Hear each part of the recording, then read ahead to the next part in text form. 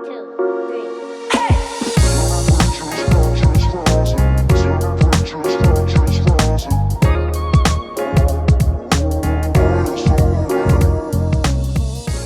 Bottom Line, presented by Vantage Circle, a web series that sifts through the noise, discussing the latest thinking regarding employee rewards and recognition. My name is Matt Burns. I'm your host, featuring a myriad of guests from across industries and disciplines. Today's guest is Rebecca Oppenheim, the co-founder of nextOPP Search, a woman-owned B Corp Certified national recruitment agency where every individual hired donates career coaching to a survivor of domestic violence through their Hire One and Help One program. Rebecca, how are you today? Good. Thanks so much for having me. Thanks so much for joining. I'm looking forward to a real cool conversation regarding employers of choice, and in particular, employers of choice as it relates to employee reward and recognition. I know that you are an expert in this space. But before we get into that, if you wouldn't mind just walking us a bit through your background and your experience. Right. So like you said, I'm the co-founder of nextOPP Search. So we have been in existence for about 7 years. We are women owned and we are also B Corp certified, got that certification in 2019, just went through recertification. So I think as far as our discussion goes today, my perspective and expertise is really on candidate attraction, recruiting. We really play in the talent acquisition space, also dealing with candidate experience all the way through offers and negotiation, onboarding, and some into retention as well. And being a B Corp ourselves, we really have an interesting expertise for mission and purpose-led companies. So B Corps are companies that answer to more than just profit and shareholders, but all of their stakeholders. So I think a lot of what we'll talk about today probably has a lot to do with mission and purpose too. Yeah, it's a great segue because I think as we talk about employers of choice, that definition has evolved in the time that I've been, of course, in the industry. But from your perspective, how would you define an employer of choice? So I think an employer's choice is really being top of mind for candidates, your ability to attract, hire, and retain top talent. So really a company that has a brand that makes people want to work there. If you were to have a lineup of companies in front of you, why does one stand out as a better place to work? And that's really your employer of choice. And as I mentioned, the definition of employer of choice has evolved. It is something where we previously talked about things like employee benefits, and we talked about perhaps things like flexible work. And I'm curious, as somebody who interacts with both organizations during their search, but also candidates during the search process, how has that label of employer of choice evolved in a post-pandemic landscape? Right. Well, I think we've been on such a roller coaster since the height of the pandemic in 2020. I mean, at first we had the Great Resignation, right, where I think people were really looking at their work and their job. And was it adding to their life? Was it just depleting everything that they had? You know, how did it play into flexibility? I think that was step one. Last year was a roller coaster of extreme growth, I think, for a lot of companies. And then towards the end of the year, now we're seeing all of these layoffs. So it's been quite the roller coaster as far as talent acquisition goes and what kind of companies candidates are attracted to. I think one of the studies that I saw actually published at the end of last year by LinkedIn, they looked at what employees are really looking at as 2023 rolls around for an employer of choice. And the things they came up with, I find so interesting: communication, empathy, and stability. Stability, I think, is huge at the moment. Last year, I work with a lot of high growth companies. Many of them are VC backed. Some of them are PE backed, private equity, a lot of smaller companies, in addition to like the massive Fortune 500 and global organizations. And the risky moves of joining like a VC startup was less appealing to candidates at the end of last year. It was becoming harder to raise rounds. VC money was not necessarily coming in. People didn't want to join such a risky company. So they were looking towards larger companies, the FANG, right? The Facebook and Apple and Google and all of these. Now all those companies are doing layoffs. So it's really interesting. I think we're finding kind of where the pendulum is swinging and coming to like the middle. So that stability, I think, is really important. And communication, as they mentioned, I think is important too. And I think communication in regards to how the business is actually doing. right? Is there real-time communication from managers and leaders about how they're doing, with the idea right now of everyone thinking about layoffs? Are they going to take a new job and then 3 months later have to be looking for a new job? So we're really definitely seeing a lot of shift of what kind of companies candidates are attracted to. Yeah, I couldn't agree with you more. And I think that communication piece is a critical element. We are, as you mentioned, in an era where there's lots of volatility and disruption in the market. Organizations are restructuring, they're growing, they're downsizing, they're scaling. And employees are expecting a degree of transparency that they have perhaps in the past maybe asked for, but not expected. And I think the expectation has shifted much more on the part of the employer to provide a level of clarity and transparency so that individuals can make informed decisions around employment. And I think about things like the current state of the employment landscape. We're now in an era where, particularly in North America, there are more people leaving the workforce every single day than joining the workforce because of demographics. And as a consequence of that, what you see is organizations understanding that talent is no longer a plentiful, never-ending resource, that we have to actually work with the people that we have, which is, for folks like you and I who've been in talent for many years, always been the song sheet that we've been singing from. Retention. But I'm curious. Yeah, exactly. Retention and investment in your people. Yeah. And when we talk about investment in your people, we talk about things like rewards and recognition, which in the traditional definition, we meant things like variable compensation and access to healthcare and benefits. Maybe it meant, access to unique incentives. Could have been employee of the month type situation, a combination of both public and private type incentives. And I'm curious from your point of view, as you're speaking with both candidates and organizations, how are they thinking about and talking about reward and recognition today? Right. So I think it starts with attracting the candidate and putting together the offer and the tradition elements of, what that looks like. And that's your compensation package. So you always have the base salary. And then, what does the bonus incentive look like? Where's the upside? And equity is a lot of times part of that as well. Candidates are getting very smart with compensation these days. And they want to know, what is the bonus? What does it rely on? Is it company performance? Is it individual performance? It's no longer just this thrown out number. And so I think number one, communication starts there. Another thing that we're really seeing is the use of LinkedIn to see promotions. Promoting your current employees and providing that growth, we both know, is one of the number one ways that you can keep your employees. Everyone likes a challenge. People like growth. If they're not getting it, they're coming to us as recruiters, right? They're looking, they're going to start interviewing with other companies who might be able to provide that. But you can no longer say we're a company that really promotes from within and we provide all this growth opportunities, because it's public knowledge now. Most of the candidates we work with are going on LinkedIn, looking up other people potentially, if they're interviewing, let's say, for the finance team in a company. What do the other people on the finance team look like? What are their backgrounds? Have they been in the same role for 4 years? Did they come from another team? Maybe they're in sales before and they moved into finance. Is there growth cross-functionally at the company? Is there upward momentum? You can see all of that information now. And they can also reach out to those individuals to find out a little bit more about the culture. So it's in companies' best interest to really mean what they're saying, because you can look up the actions now. It's public knowledge. Well, in your organization, nextOPP Search, we originally connected, you and I, a few years back, actually, on LinkedIn, but then ultimately in New York City. And it was great to meet you in person.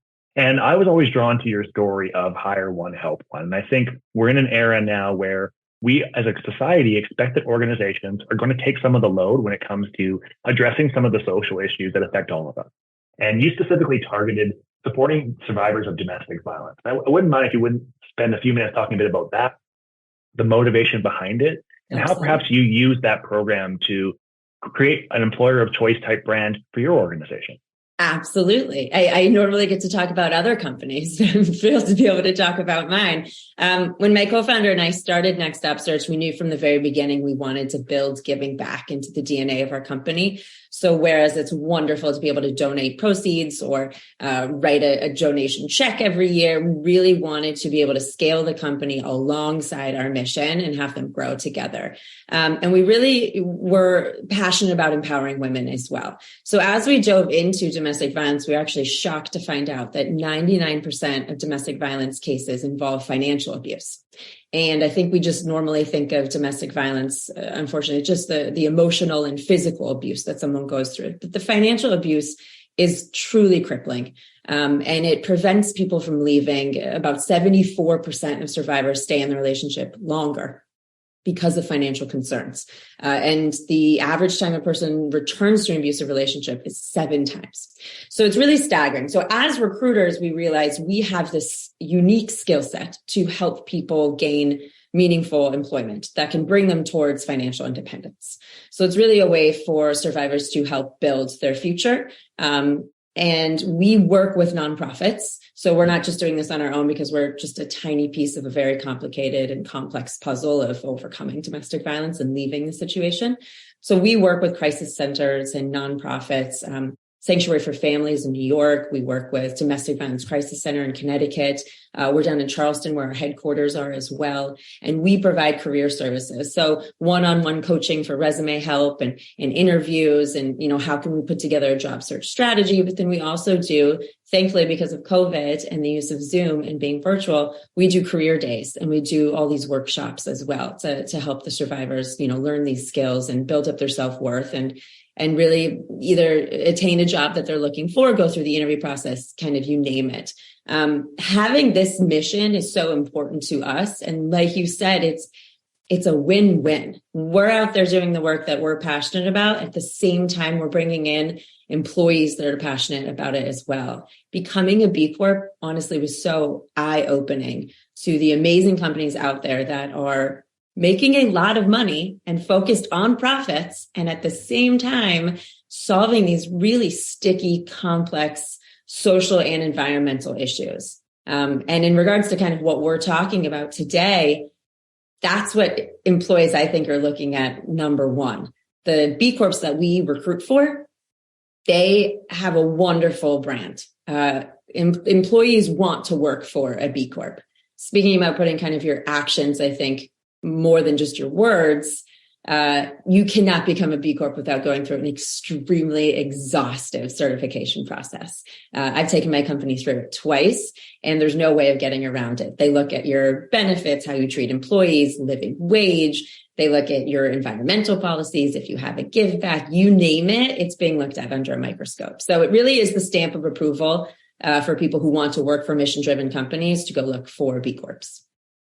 Well, and you're spot on. I think the conversation around doing the right thing often before was considered binary. You either made money or you did the right thing. And there really wasn't any in between. The outliers. You're a charity or a nonprofit. Exactly.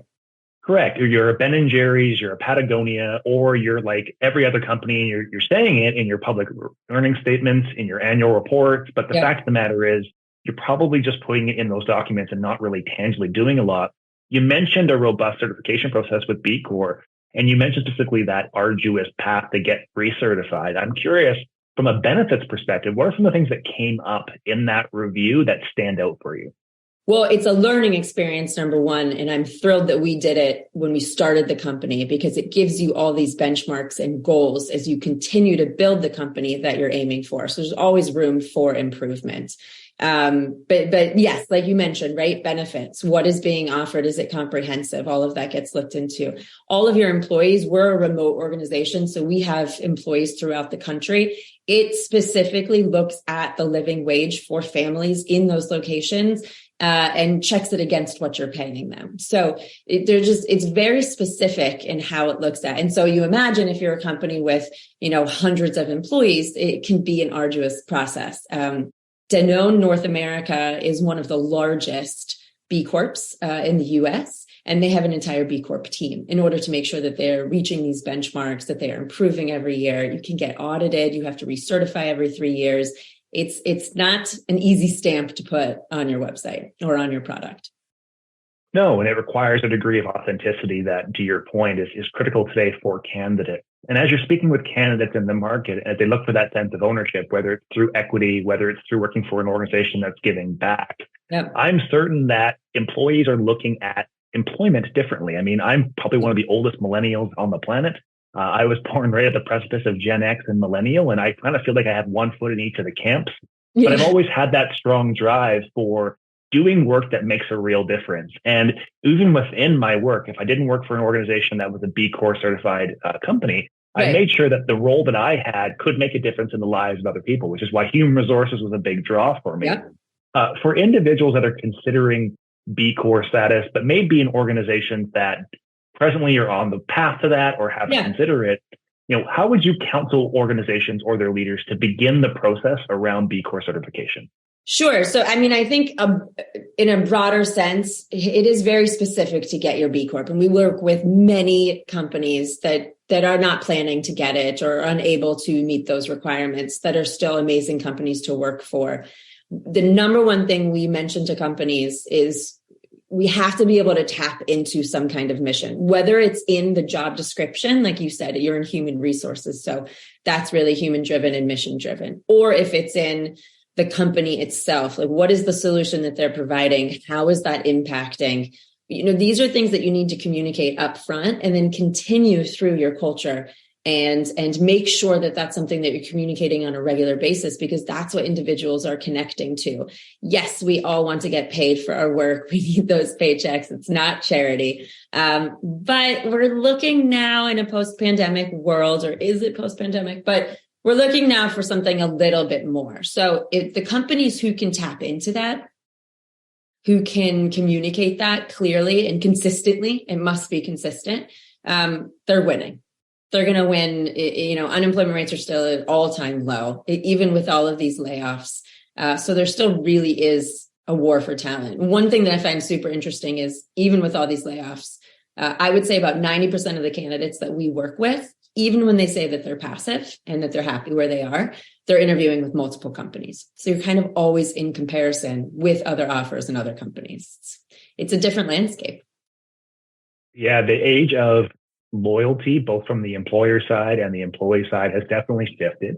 I remember being in conversations early in my career where people who were my contemporaries but had been in the organization for much longer and had much more experience in the workforce often lamented the loss of loyalty between the organization and the individual.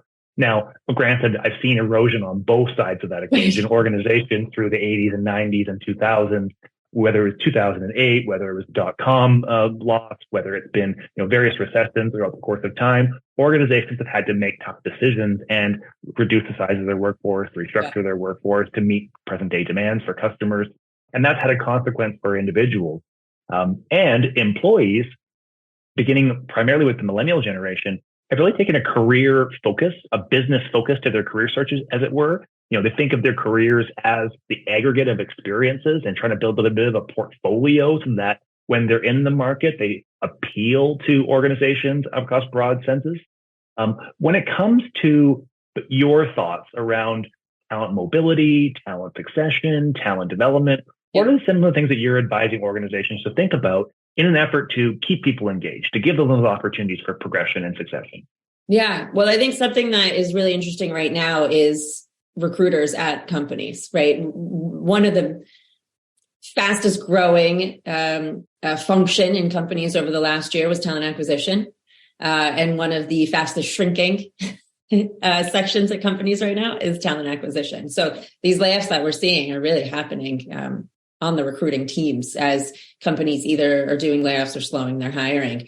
And I have seen some incredible companies repurpose their recruiters in order to not do layoffs, but also to show that talent mobility. Recruiters have a really interesting skill set. I mean, I'm just using this as like a one example, but as far as like project management, customer success, honestly, sales as well, they can be used in other areas of the company. And when everyone at the company sees you not lay off your recruiters, but instead offer them another opportunity, whether it might be temporary or whether it provides them with growth, everyone's morale goes up. Everyone realizes there's more growth at the company. It's a win-win across the board. So if you can see these opportunities as a company and provide growth, challenges, some kind of mobility, whether it is a promotion or whether it's into a new team, I mean, once again, like you're going to win. You're going to be able to retain your talent longer. You're going to be spending less money on talent acquisition, less money on turnover. It's one of the biggest opportunities that's out there is to notice those things. I couldn't agree with you more. And I think you raised a really interesting point around measurement. I think a lot of these things previously went unmeasured and they relied upon individual leaders or organizations to really choose to do the right thing when Perhaps they weren't getting the credit that they deserved for taking that step in light of what was happening in the market around them. I think I would just stress to individuals who are thinking about considering an employer of choice program, looking at the reward and recognition program, you need to establish baselines of where you are today. And do you have the appropriate measurements and metrics to establish how you're performing against your own goals? And then setting those stretch targets, whether they be API driven, financially driven, operationally metric driven, so that you can build up roadmap from the current state into the future state. You can measure the impact and efficacy of your actions, and you can socialize and communicate that to both your candidates, but also to your employee base, as you mentioned, to build that engagement, to build that internal pride. Speaking of communication, as you mentioned earlier, one of the areas that you are quite active on is LinkedIn. And I can't go a day without seeing a post from nextOPP Search or Rebecca Oppenheim about talking about your latest success story or the impact that you're having, or commenting on something that is relevant to the broader talent market. I'm curious a bit about your journey for LinkedIn. When did that start? And how did you start to use that tool as a measurement to cascade the impact that you were having? Yeah. So I started getting active on LinkedIn in 2018, I think way before it was considered cool, to be honest. It was weird to be posting on LinkedIn as if it was a social media platform. And I'm thrilled to see it take off as really a social media platform. The community, the engagement, honestly, the positivity that is on that platform is unparalleled. And I think it gives people just an enormous amount of opportunity to be connected on a professional level to so many individuals, or to be able to reach out to so many individuals. I use it personally to help build nextOPP's brand, to talk about the services that we're doing, to shine a light on domestic violence and the financial abuse. I mean, that's really probably one of my biggest goals of using the platform is anytime I can bring awareness to our Hire One, Help One mission and our perception of what domestic violence is and what it really is.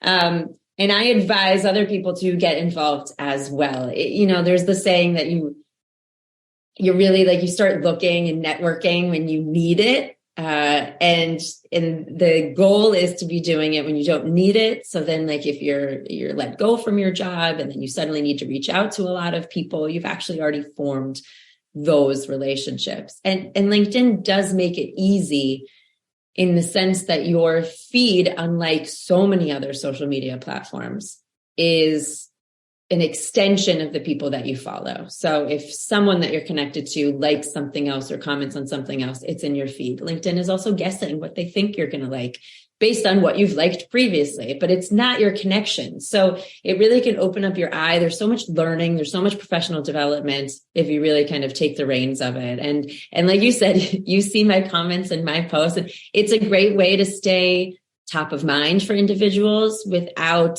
being in their face, I guess is a good way of putting it. And it's a great way for companies to use their employees as brand ambassadors. So no longer, I think, is talent acquisition, it should not be just the job of the recruiters and the HR department. If you are at an employer of choice, your employees should be talking about how it is to work at your company. And that brand can really help with talent attraction and retaining the current employees that you have. Well, you mentioned on a few occasions the ideas of organizations using LinkedIn and other social media platforms to celebrate the success internally of employees, whether that's promotional opportunities, whether that's somebody who's retiring. We're increasingly seeing LinkedIn used as a tool to reward and recognize individuals that have made contributions to an organization's firm. But as somebody who works on the platform pretty extensively as part of your role, and obviously working in a talent attraction capacity for a number of other organizations, how are you advising organizations to use social media as an extension of recognizing employees, rewarding employees, or signaling to the market more about their employment brand?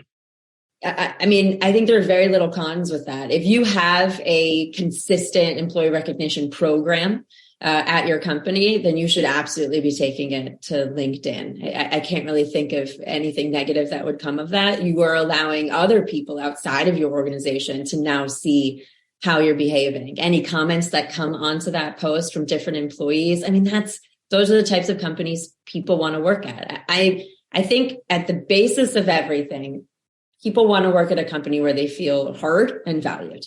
And that can come in so many different ways. Of course, your paycheck, if there's a bonus and things of that nature.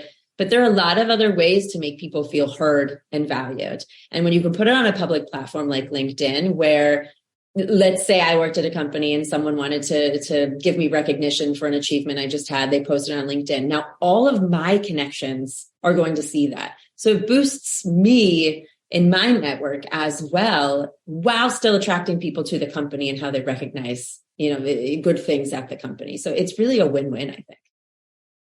I think so too. Now, if you will indulge me for a minute, I'd like to pull out our crystal ball and look a little bit into the future. And we've come such a long way in the 4 years that I've known you in terms of rewards, recognition, employment brand, employer of choice. If you were to pick up that magic 8 ball, that crystal ball, and look into the future, what are some of the things that you anticipate will happen over the next, let's just say, 1 to 3 years? That's a great question. I think this idea of flexibility and loyalty and trust is really something that's up in the air. I think with companies going back to returning to the office or hybrid, the communication around that is going to be really important. And I think that you brought it up earlier, and I'm so fascinated with it at the moment, this idea of loyalty and trust. Right now, there's so many layoffs happening at the large companies that people thought was very stable. That was a good choice. You would be there for 20 years. And suddenly the person who was at Google for 22 years couldn't log into their computer at 4 a.m. And that was it. That was the end of their job. So I think that that is also going to be an opportunity for companies. So companies who can communicate, and it always comes back to communication and transparency. The more that a company can check those boxes in very different ways, the more they're going to be able to attract talent, retain them, continue to grow. Another thing that we're seeing really develop is pay transparency. There are a couple states in the US now where it's required.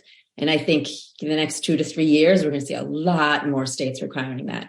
So not only are candidates asking for transparency when they get their offer before they take a job, they're now very discerning when they're looking at job opportunities as to what the range of the salary is. How does that compare against other companies? Is there a salary range even posted if it's a job that's in a state that doesn't require it? So a lot of interesting things kind of happening around pay transparency as well. I think you're spot on. I think it ties in beautifully with your mission at nextOPP Search around supporting individuals who are surviving domestic violence, and particularly those who are impacted by the financial implications of domestic violence. I think by signaling to the market pay transparency, pay equity, you really are signaling to a potential candidate base that will encourage people to join your organization or consider it amongst many other offers that they have. I couldn't agree with you more. You mentioned earlier what people are looking for. One thing I didn't hear you talk about was salary. And increasingly when we survey individuals, salary is, while a consideration, is very rarely in the top 3 when it comes to some of the things they're looking for. And I think that's a really important point to make for organizations that are trying to think about how to build rewards and recognition programs. This isn't about spending a bunch of money, and this isn't about, emptying out your pocketbooks to facilitate people for not performing. This is about recognizing people for the work that they're doing. This is about creating a system, creating a process, creating a way of working, a culture around rewards and recognition. So this just becomes part of the DNA in the company, and where you have employees recognizing each other, where it doesn't necessarily rely upon the overarching benefits program to drive recognition through the company. Rebecca, I'm so appreciative of your time right now, and I appreciate of your feedback and your conversation. And I'm just curious, what's next for you? What's next for nextOPP Search? Oh, great question. We are excited to continue to expand. So we're always looking to work with new companies who could use recruiting support. We provide permanent recruiting support, temporary contract recruiting support. Also, if your talent acquisition team is stretched thin and you could use some administrative recruiting support, going through the resumes, doing candidate coordination, interview coordination, you name it. We're really a one-stop shop if anyone needs recruiting support. So our goal is to work with new mission-driven companies this year so that we can expand the Hire One, Help One program. We are very active in 3 states at the moment, and the goal is to be active throughout the country with a very large vision that anyone who finds themselves in a domestic violence situation that could use career coaching help knows where to turn for free resources. So we're just going to keep building brick by brick to get to that vision. Well, hopefully this conversation puts you in front of a bunch of new faces. We're going to link all of your details along with nextOPP's details in the show notes of this conversation. Rebecca, thank you so much for your time. Looking forward to connecting with you offline, and just want to wish you really, really well in 2023 and beyond. Thank you so much. This was a great conversation. I love talking shop with you. All right. Take care. 2, 3.